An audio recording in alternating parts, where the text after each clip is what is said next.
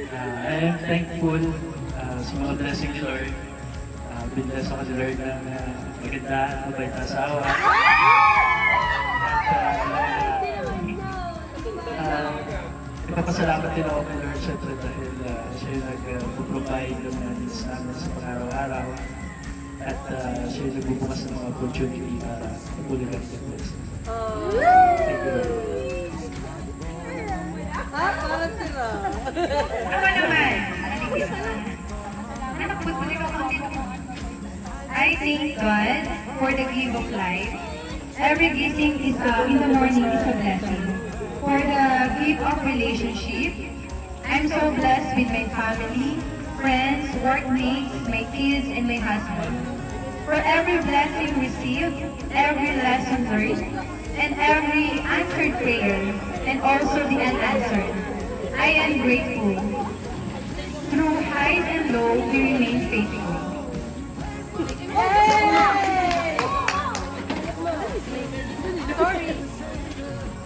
Yan. Tatlong baliktad. Start na. I thank God for the good health and safety and also thank you kasi nalampasan ko yung mga bagang thank you. Ay!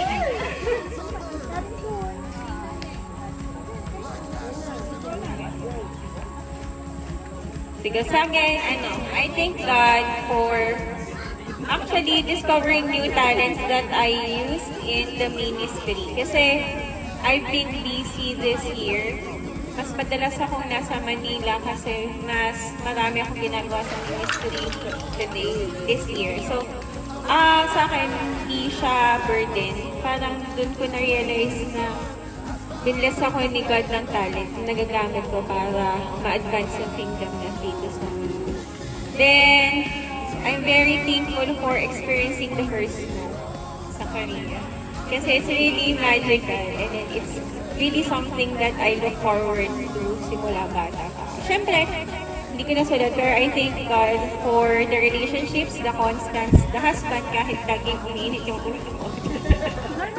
Normal yun. Pero yun, thankful pa rin tayo. Tsaka siguro, I thank God for not giving me a child yet. Kasi siguro, may mga bagay pa ako na kailangan kong gawin na hindi ko magagawa kung may anak ko. So, I really thank God for that and yung peace na kahit wala akong ganun, meron pa rin pinoprovide si God sa akin. Ayan. Thank you, Lord.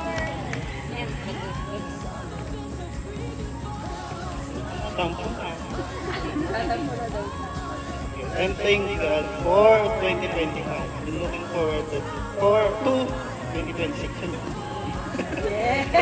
Thankful ako thankful ako kay God sa mga protection kasi madalas kami bumabiyahe.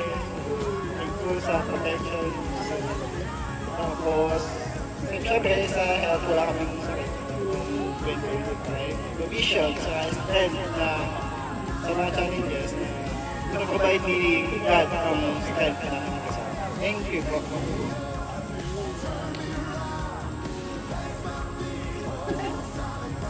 I thank God for His grace and provisions for our family and for having the best life partner. Kasi kung hindi okay yung partner ko, hindi ko kakayanin lahat. And then, to be able to be a hands-on mom to my healthy and adorable twins and having our best support system. Kung wala yung aming parents at saka system, hindi ko rin kakayanin yung araw-araw. Hindi lang nanay. Yun, marami pa, pero ito lang yung pinaka sa listahan. Thank you.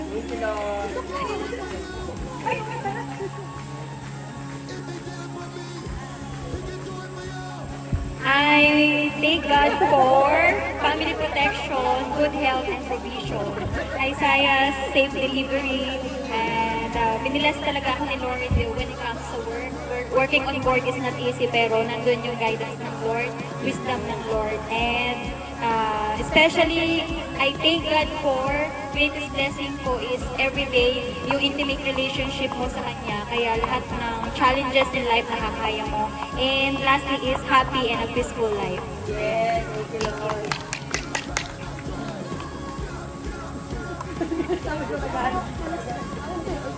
I thank God for the good health of my family. Siyempre bilang nanay ng tatlong bibe, yung talagang pinagpapasalamat ko.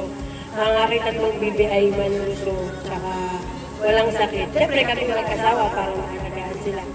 I'm thankful din araw-araw kami may mga blessings. Siyempre, na tumarating lalo na sa aking sa aming small business, aming printing business. At syempre, thankful ako sa mga taong nakapaligid sa akin, sa mga samahan na meron ako ngayon. Isa dyan yung pagsiserve ko kay Lord through being a choir member sa aming parokya. At syempre, thankful ako sa friendship na to na hanggang ngayon, all through these years, nandito pa rin kami. Yun po. Thank you!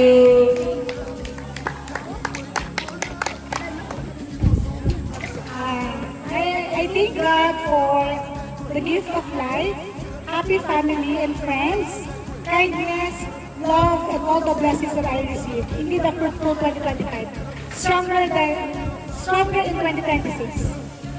Thank you.